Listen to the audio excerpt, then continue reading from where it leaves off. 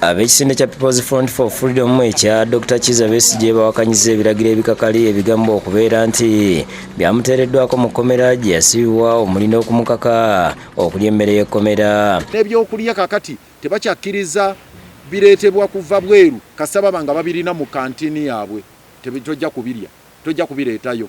Bategeeza nti Besigye yaweze nti waakiri okufa enjala si waakukkiriza kulya mmere ya kkomera yadde yeetundibwa mu kantini zaabwe kuba tagyesiga. Yassazeewo nti ebintu ebyokulya byabwe ebyo mu kantini tajja kubirya ne bwe kinaaba kitegeeza kugenda ku starvinga oba kugenda ku gye bayita hunger strike obutabaako kaakulya bwe nga balemeddeko nti byalina okulya alirede. Bino byogeddwa Pulezidenti w'ekisinde kya PFF Ssaalongo Erias Lukwago bw'abadde ayogerako eri bannamawulire ku ofiisi zaabwe e Katonga. Lukwago ategeeza nti mu kkomera e Luzira Besigye ne Hajji Obedi Lutale gye baasibibwa ebintu byongedde okukaluba naddala ku ludda lwa Besigye ng'ono balumiza nti kati tebakyakkiriza abantu kumala gamulaba yadde okwogera naye obutereevu. Abagendayo abatonotono be bakkiriza mwogerera ku ssimu abeera eri emabega w'ekigiraasi gwe ng'oli eno nga mwogera bali ku ssimu nga n'amaloboozi gano bonna bagawulira. Ekisinza okubennyamiza kye ky'okubeera nti kati tebakyakkiriza bamutwalira byakulya mu kkomera ekintu kye bavumiridde ennyo. Baganye abantu dokita be yeesiga nti bajja kumuleetera ebintu ebitaliimu bulabe bamuleke alye ebyo ebyabwe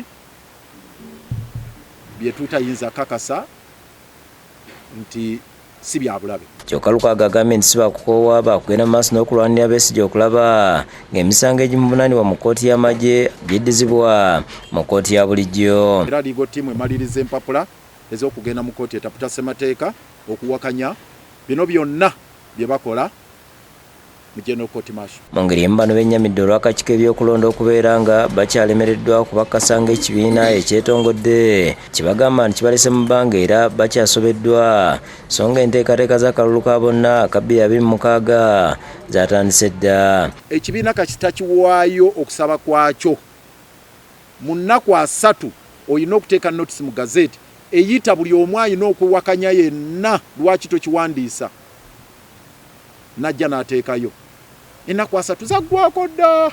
Ye omwogezi w'ekitongole ky'amakomera Frank Bayine ayogedde ku mbeera ya Dr. Besigye gy'ali mu kkomera nga yagaanye okuddamu okulya emmere okuggyako nga bakkiriza abantu be okumuleetera ekyokulya. Kkomera kitukakatako ku bantu buli musibe emmere ey'okulya. Bwe kibanga emmere yaffe omusibe tasobodde girya era standing orders zo ne zigonzaamu ne ziraga nti abakkirizibwa kusasulira emmere eva ebweru naye OC alina okusooka kukola ki kugyekebejja. Asambazi n'ebitingana ku mikutu emigatta abantu n'ategeeza nti Besigye aweebwa obukuumi ng'abasibe abalala bonna. Kubanga nti emmere eba erina okuvaawa ebweru naye ekyo tekinaba kukolebwa era ndi wano okukakasa nti abasibe baffe bonna nga ne kano mwomutwalidde tebalina mutawaana era embeera eri mu nteeko. Robina Nantale ne Mutebi Sulaiman okusakidde Gwino ku Lwabukedde TV.